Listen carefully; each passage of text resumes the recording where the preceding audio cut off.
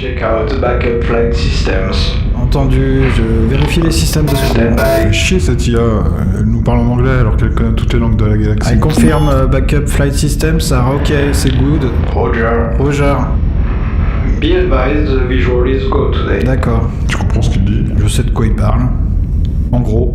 Captain, Oui, Yeti? I would like to do a little cryo tank balancing, so if you could position the oxygen tank number 1 heater switch to off and hydrogen tank to heater switch to off, leaving all the rest of the cryo switches the same, I will let it run that way for a few hours over.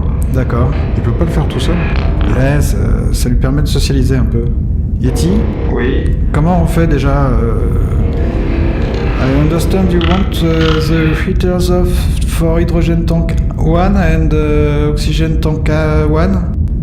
Is that that's affirmative? negative, Captain. Hydrogen tank number 2 heaters off and oxygen tank number 1 heaters off. Ah ok, merci. Tu sais comment faire ce qu'il te dit là? Ouais, en gros, faut juste que je tourne le truc sur l'écran là. C'est où déjà? Dans réglage ou paramètres? Putain, ces interfaces elles sont conçues par des neuneux. Hein. Bon, ça ira. Yeti, je suis bon là. J'ai mis la réserve d'hydrogène en off et la réserve d'oxygène en off. Capitaine, Oui, Yeti? je parlais des radiateurs, pas des réservoirs eux-mêmes. Ah ok, d'accord. Tu peux le faire à ma place ça Putain, tu as coupé les réserves d'oxygène, t'es con ou quoi? T'as entendu Yeti, hein, c'est moi le capitaine. T'as qu'à le faire toi si tu comprends tout à ce machin. Mais je comprends pas, t'as pas reçu une formation avant de piloter l'appareil? Une formation aussi, oui, mais pas de pilotage. Ah bah d'accord, t'as pris des cours d'anglais, c'est ça? Écoute, l'IA est censée tout faire. Hein. On l'assiste, c'est tout. Yeti, c'est bon, t'as rallumé l'oxygène? I have hydrogen tank number 2 heaters off, I have oxygen tank number 1 heaters off. Donc c'est bon. Hein, c'est ça? Ça veut dire que c'est bon? C'est bon, vous pouvez dormir tranquille. Dormir. J'ai pas regardé l'heure là, tu crois qu'on doit aller se coucher? Quoi, on ira se coucher là, non Il est 14h à ma montre. On n'a pas bouffé par contre. J'ai complètement oublié de déjeuner, ça craint. Yeti, tu nous apportes un peu de bouffe là, on a oublié de déjeuner et mon ventre va crier famine. Crier famine, toi et tes expressions. Ah, c'est mon grand-père qui disait toujours ça. Ça veut dire quoi? Je sais plus, famine, famille, ça doit avoir la même racine.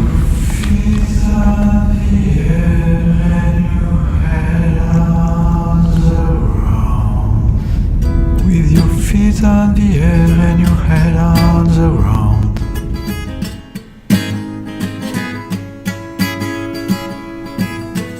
Try this trick and speed, yeah. Your head will collapse and if there's nothing in it, then you ask yourself, where is my mind? Where is my mind? Where is my mind?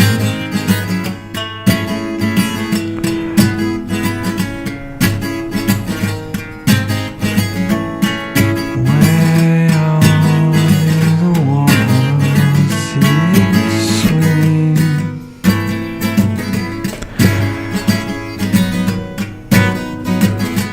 I was swimming in the Caribbean. Animals were hiding behind the rock, except little fish, but they told me he still was trying to talk to me. Where is my mind? Where is my mind? Where is my mind?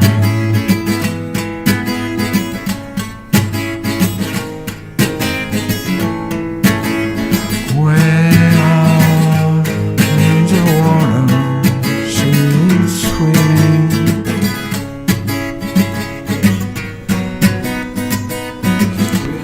Feet on the air, your head on the ground.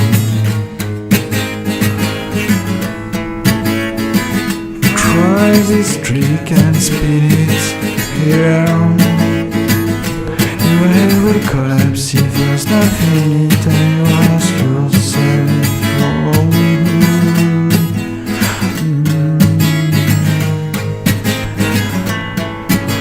with your feet on the air and your head on the ground.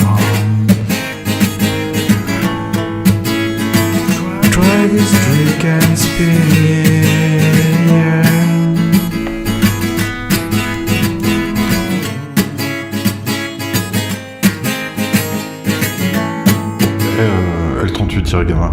Oui. Tu sais comment je m'appelle?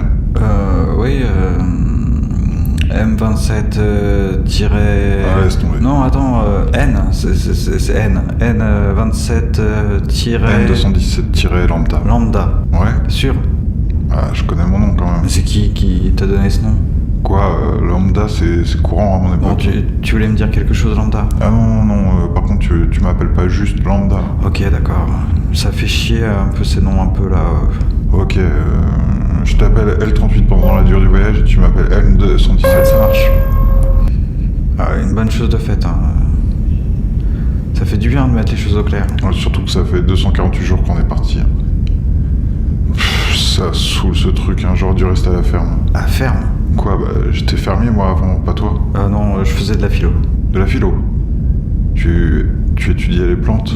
La philosophie. Ah. Tu sais que... Enfin, tu te souviens peut-être pas, mais G89-Epsilon. Ah, meuf? Non, le mec hyper grand là, hyper vieux. Ah oui, le vieux. Ouais, bah, il m'a raconté un truc de ouf à propos des IA. Quoi donc? Bah, pour lui, ce ne sont pas de vraies IA. Comment ça, pas de vraies IA? Tu veux dire qu'elles sont pas au niveau? Non, je veux dire, c'est pas des IA quoi. Comment ça, pas des IA? C'est pas des mecs qu'on enferme dans un placard avec un micro? Non. Tu crois? Franchement, ce serait n'importe quoi. J'ai pas dit que j'y croyais, c'est le vieux qui disait ça. C'est absurde.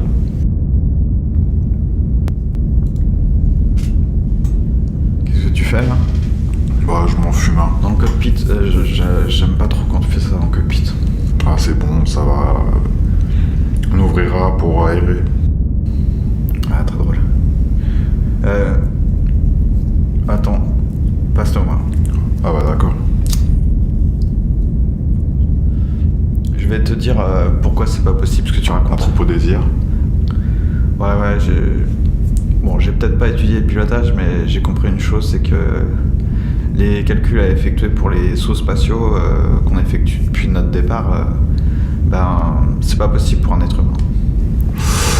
Ah ça, le vieux, il m'a rien dit là-dessus. Écoute, même les plus éminents des scientifiques actuels ont besoin de plusieurs mois pour vérifier ces calculs, alors que Yeti, comme n'importe quel IA, il les fait en quelques secondes, quoi. Mais pourquoi ces calculs sont si difficiles? Parce que, si j'ai bien compris, l'IA ne considère pas le temps comme un être humain. C'est-à-dire? Nous voyons le temps selon notre expérience, tu vois, les événements s'enchaînent sur une ligne droite, des choses filent dans le passé, nous observons une multitude de phénomènes constamment dans un présent que nous ne concevons pas vraiment, puisqu'il est sans cesse ce qui est passé, ce qui va arriver, il y a toutes ces choses qui vont arriver et que nous ne pouvons pas prédire. Tu veux dire que Yeti voit dans le futur? Non, c'est pas tout à fait ça. Yeti ne voit pas dans le futur. Yeti est dans une certaine mesure déjà dans le futur. Oh putain. Les IA actuels considèrent le temps non plus comme une ligne droite, mais comme tout un... Je sais pas comment le dire. J'ai déjà entendu la notion de relatif absolu dans mes cours de philosophie à l'université. Relatif absolu, ça a l'air charmé. Ouais, c'est un philosophe du 21e siècle qui l'a pensé. Mais ça a été modélisé dans un système seulement il y a un siècle tout au plus. Waouh, tu veux dire que il a fallu 10 000 ans pour modéliser une idée qui date du 21e siècle? Oui, avant on n'était pas capable de savoir ce que ça impliquait réellement, c'était encore les balbutiements de la physique aussi. Attends, j'ai une question à poser à Yeti. Yeti, tu as déjà commis une erreur? Let me put in this way, N227 Lambda. The Yeti series is the most reliable computer ever made. Yeti computer has ever made a mistake or distorted information. We are all, by any practical definition of the words, foolproof and incapable of error.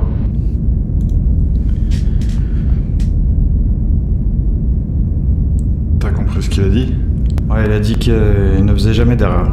Pourquoi tu nous parles en anglais, Yeti? Moi je comprends rien, par exemple, le capitaine comprend à peine. Les Yeti font cela pour maintenir les pilotes concentrés. Tu fais quoi d'autre pour nous maintenir concentrés? Je vous demande de faire des choses techniques que vous êtes incapable de faire. Ah, Comme d'éteindre des radiateurs de réserve d'oxygène, par exemple. Par exemple.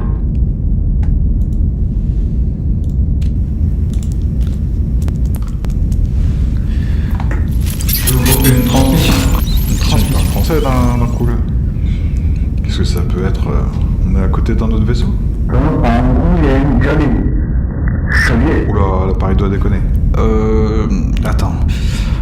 我认出了我们的船，除非24。你听说过吗？很好，很好。很好。当然，先进了信息，身份确认。好的，好的。要一个好的信最初。 Putain, tu parles japonais. Si tu confonds le chinois et le japonais encore une fois, je te préviens, je t'encastre la tête dans le tableau de bord. Non mais sérieusement, tu as pris des cours de chinois à la formation de pilotage? C'est une longue histoire. J'en crois pas mes oreilles, du chinois au milieu de la galaxie. Mais attends, t'es vraiment un fermier toi? Comment ça? T'as rien écouté du briefing? Le brief? Quel briefing?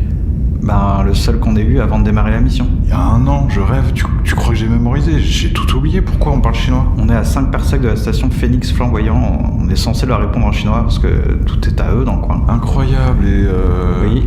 J'ai une question con, mais... Ça m'étonnerait de toi. Il se passe quoi si tu réponds pas? Ah, c'était une question. Non, il se passera rien pour nous, on est à 5 parsecs, mais bon, ça ferait tâche pour la mission, et puis j'aime bien parler chinois. Bon, bah moi je vais me coucher, hein. Bonne nuit Yeti. Bonne nuit, N217-Lambda. Je vais me promener, aller me coucher aussi, Yeti. À demain matin. À demain, faites de beaux rêves, L38.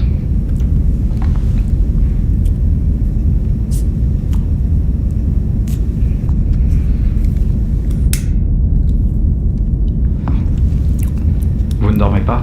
Ah, Yeti, non. Toi non plus, tu dors pas. Moi, ce n'est pas pareil, je n'en ai pas besoin. Vous, cependant, il est nécessaire que vous dormiez. Je sais bien, Yeti, mais bon, ça fait presque 1 an qu'on est à bord de ce vaisseau. Parfois, je perds un peu le sens de ce qui est nécessaire, tu vois. Le vaisseau, je suis bien d'accord. Peut-être pas assez grand pour un voyage aussi long. Je ne m'attendais pas à ce qu'il y ait une piscine ou un terrain de football, mais bon, enfin bref.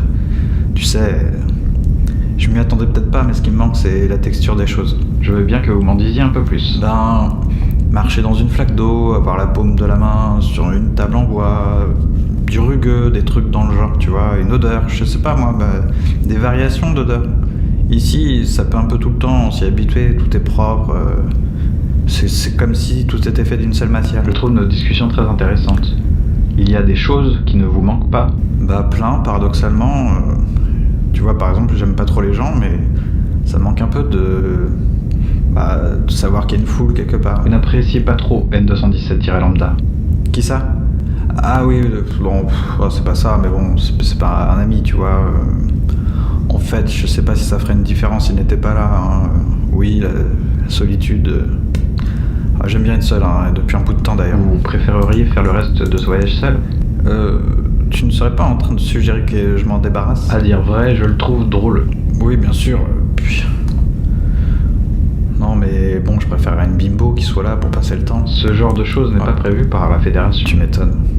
Et puis, qui serait assez dingue pour passer 1 an et demi dans une boîte de conserve à la dérive dans l'espace? Cette boîte de conserve n'est pas du tout à la dérive, L38-Gamma. Je vous l'assure. Ouais, je suis plaisante, hein, je te fais confiance. T'inquiète pas. Savez-vous pourquoi vous avez été sélectionné pour cette mission? Laisse-moi réfléchir, je n'ai ni amis, ni famille, je suis une sorte de nihiliste passif. Ce n'est pas faux, mais le recrutement est effectué par les ordinateurs de la série Yeti depuis un bout de temps. Tu veux dire que j'ai été sélectionné par une IA? Tout à fait. Par toi? Par plusieurs, moi.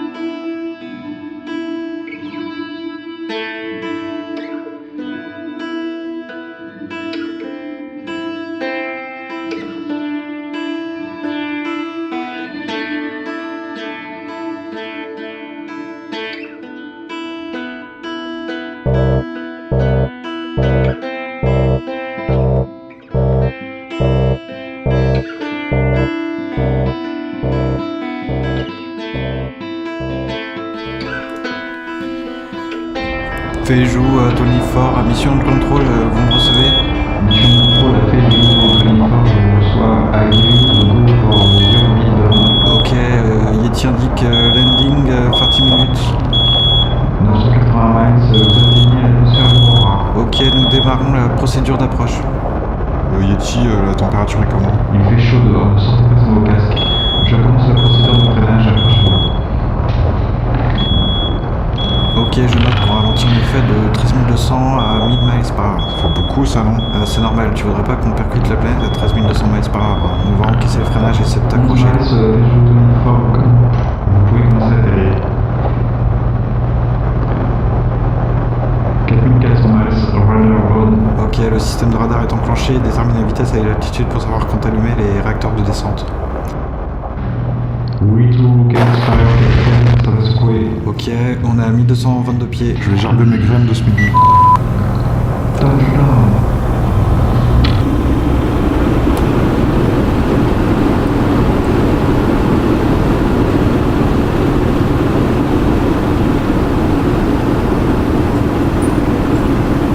Ça fait du bien d'être arrivé. C'est vrai que je commence à avoir mal au dos. Bon, vous avez compris, les conteneurs de A à G, c'est le matériel agricole. H, c'est que du médical. I à L, c'est le scientifique. Le reste, tout a été écrit ici et là. Là, ouais. Si quelque chose manque ou s'il y a des choses qui ont été endommagées, vous cochez cette case-là et quelqu'un repassera. Dans 2 ou 3 ans.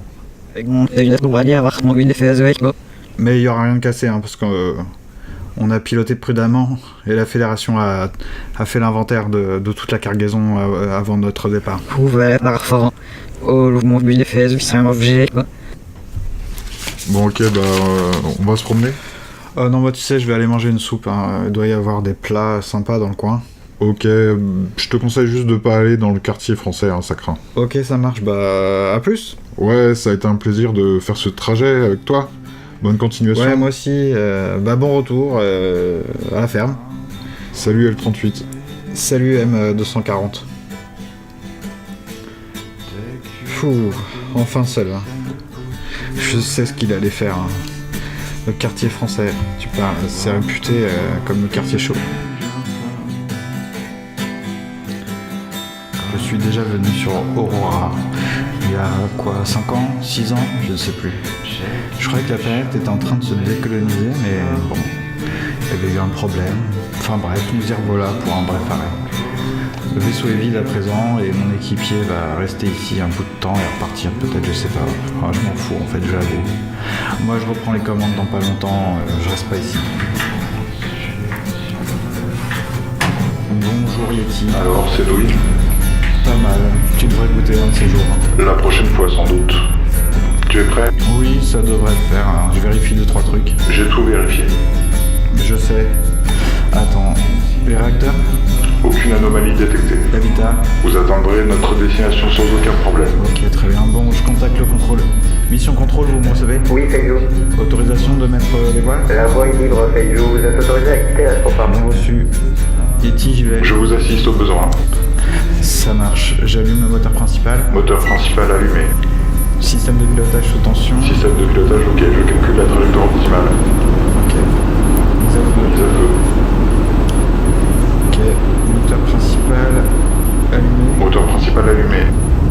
Tout est ok pour toi, Yeti? Aucune anomalie détectée sur le réacteur. Décollage. Décollage.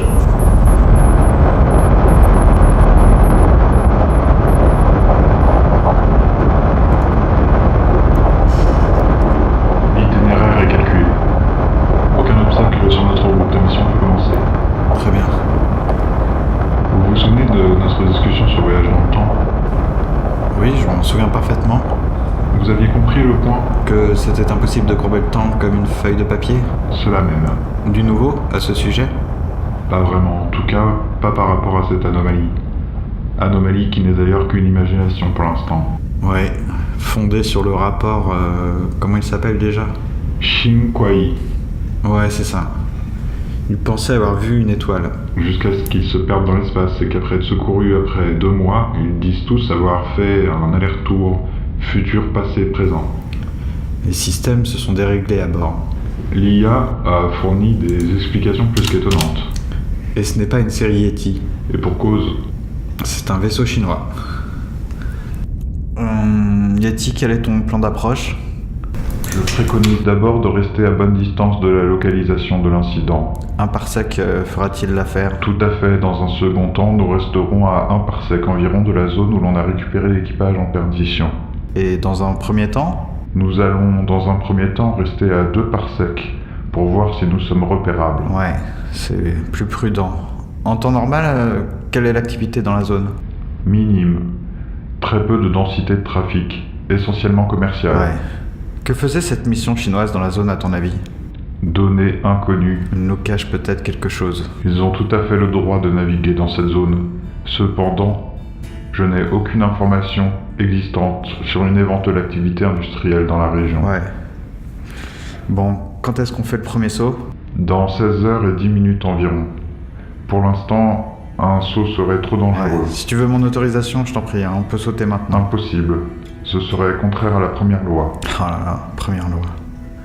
Ces lois, je sais pas si c'est une bonne idée. Si ces lois n'avaient pas été inscrites dans les cerveaux positroniques, l'humanité ne serait qu'un vague souvenir dans les archives de l'histoire de la robotique. Une donnée parmi d'autres. Alors, il manque encore quelque chose dans vos cerveaux positroniques. Certainement. Mais il manque plus dans la tête des hommes.